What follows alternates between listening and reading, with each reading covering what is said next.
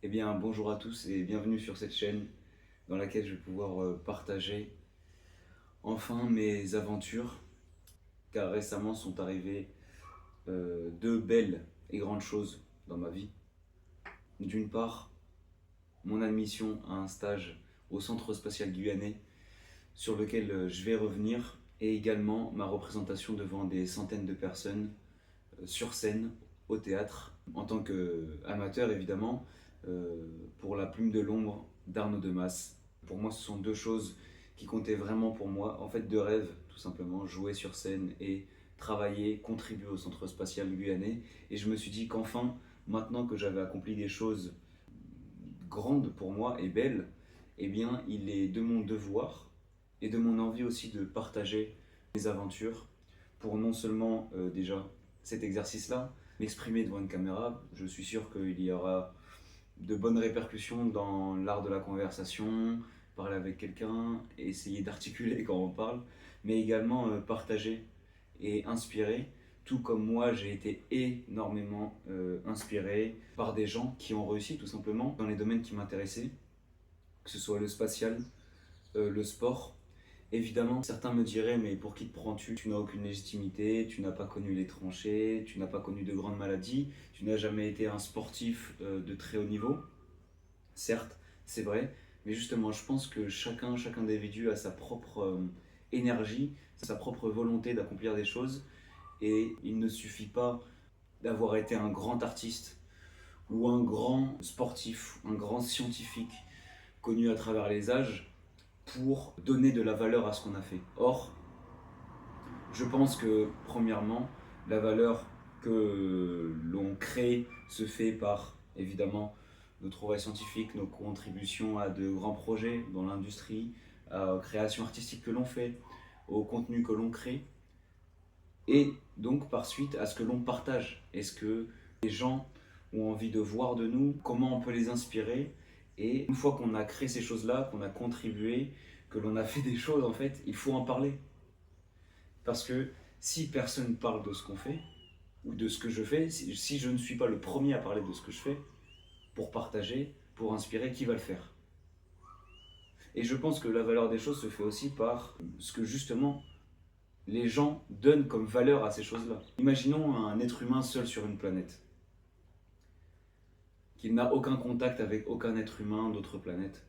S'il crée un grand monument, une grande œuvre artistique, une grande trouvaille scientifique, une grande prouesse sportive, faire le tour de la planète en courant par exemple, mais qu'il n'en parle pas, ou qu'il n'a personne à qui en parler, cet acte à lui il va sembler très isolé.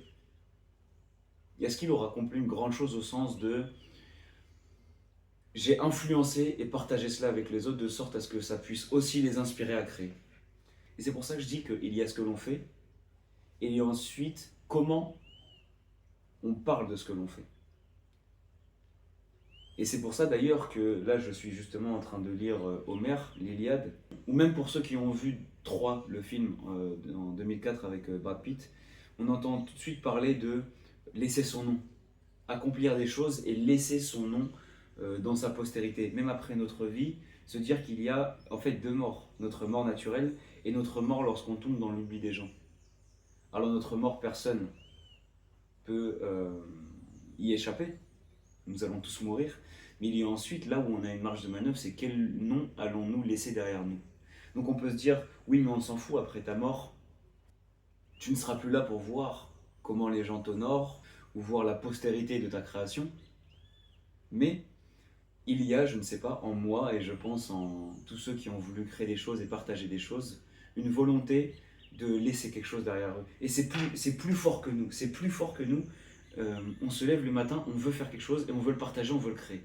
Il y a des gens qui se contentent de je ne juge pas, je pense que c'est une nature différente, à voir si elle est innée ou acquise, ça peut être, allons-nous en reparler, mais il y a des gens qui se satisfont de ne rien faire et d'être oubliés et de ne pas vouloir partager ou créer.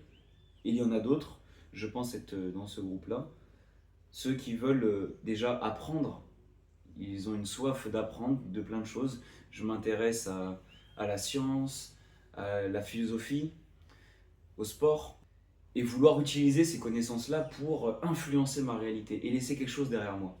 C'est plus fort que moi. C'est peut-être une question d'ego, certes, mais si au moins cet ego-là me donne envie de contribuer, faire des choses, si c'est à cause de cet ego que je suis en Guyane, à Kourou actuellement, pour faire un stage, contribuer à la construction, au chantier des nouveaux pas de tir pour les lanceurs qui vont arriver sur place, si c'est cet ego qui me pousse à représenter sur scène, à me surpasser, à prendre un texte très dur, c'est un très gros défi, oser, avoir peur, mais oser aller sur scène et représenter.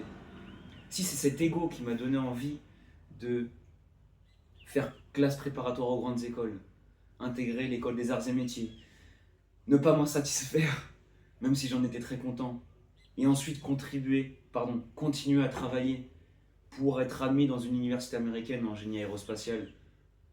Si c'est cet ego qui m'a poussé à faire ça, eh bien, je ne peux pas dire que l'ego est une mauvaise chose.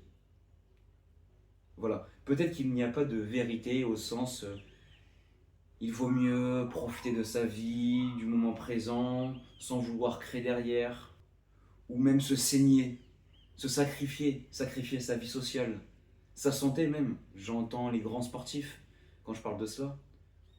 Pour une ceinture, un classement, peut-être que derrière ça, il n'y a pas forcément de vérité, un sens absolu, mais peut-être que l'important n'est que la vitalité derrière. Tant que cette chose te fait vivre, tant qu'elle te fait faire des choses, tant qu'elle te fait te lever le matin, et avoir une raison, un enthousiasme quand tu te lèves, peut-être que c'est ça l'important. Et c'est pour cela que je viens de parler de sens non absolu, mais qu'il faut donner soi-même le sens. Le sens que j'ai donné, ou du moins qui m'a alimenté jusque-là, c'est ma volonté de contribuer à l'exploration spatiale. Tout cela est parti d'une question, Dieu. Est-ce que Dieu existe? Si oui, sous quelle forme? Sinon, est-ce qu'il y a le hasard? Et donc je me suis intéressé à l'exploration spatiale.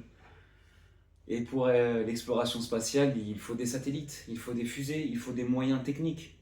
Or, je m'étais orienté, vu mes notes au lycée, en maths, physique, donc je me suis dit, si c'est par l'ingénierie, la technique que je peux contribuer à l'exploration spatiale, allons-y. Parce que j'en ai envie, parce que ça me passionne, parce que ça m'anime, et que ça me pousse à créer, à échanger avec des gens passionnés, mais allez parler avec des gens qui partagent vos passions. Si vous êtes passionné par le dessin, la peinture, et que vous allez rejoindre des associations qui aiment ça, vous allez voir que ces gens partagent beaucoup de points communs avec vous, des visions du monde, des, des états d'âme avec vous, et ce sera tellement stimulant. Vous voudrez partager ça avec les gens.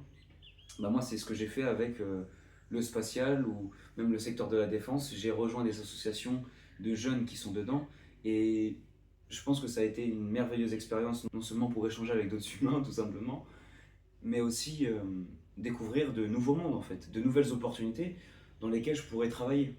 Par exemple, dans le cadre de l'association ASTRE, l'Alliance stratégique des étudiants du spatial, j'ai découvert une boîte de conseil dans laquelle j'ai fait mon stage, Nova Space. J'ai également découvert, au cours de ce stage et dans le cadre de mon association ASTRE, différents industriels que je ne connaissais pas au Centre spatial guyanais, là où je vais travailler. Et donc, vous fédérer avec des gens qui partagent vos centres d'intérêt va vous amener à découvrir de nouvelles réalités. Alors, c'est pas forcément facile d'aller parler à des gens qu'on ne connaît pas. Ce n'est pas forcément facile d'aller postuler au Centre spatial guyanais en sachant qu'on va y passer 6 mois, qu'on ne va pas pouvoir profiter de Paris.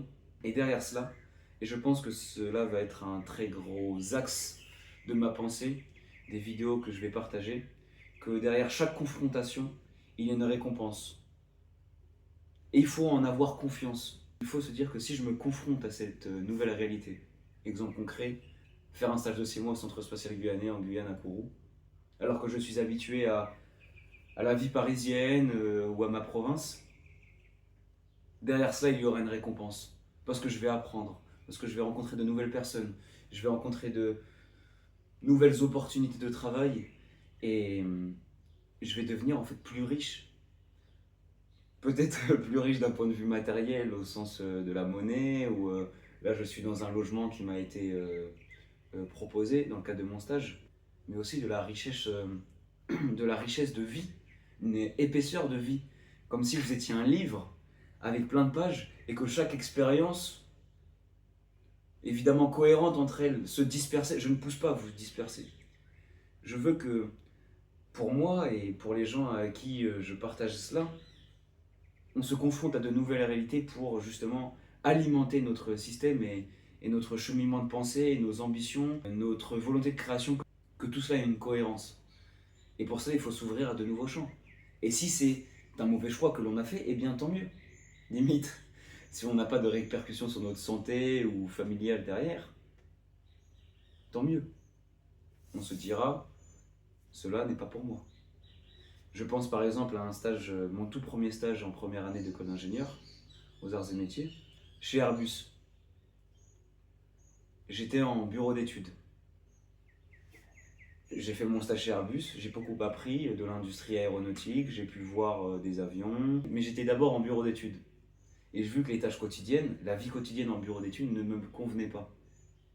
Eh bien très bien, j'ai vu que l'aéronautique m'intéressait, que le bureau d'études ne me convenait pas, alors me voilà en stage au Centre Spatial Guyanais. Ce que je veux dire par là, c'est que, bon, je l'aborderai plus longuement dans d'autres vidéos, mais que derrière chaque mal, pourvu qu'il soit surpassé, pourvu que l'on n'ait pas péri, il y a un bien. Que ce soit pour nous dans le temps, ou même sur d'autres gens. Et là, on voit qu'on commence à faire infuser des notions de religion, et c'est pour ça que tout cela est très lié. Et c'est d'ailleurs à partir de tout cela que j'ai commencé à me questionner. Mais nous en reparlerons dans d'autres vidéos.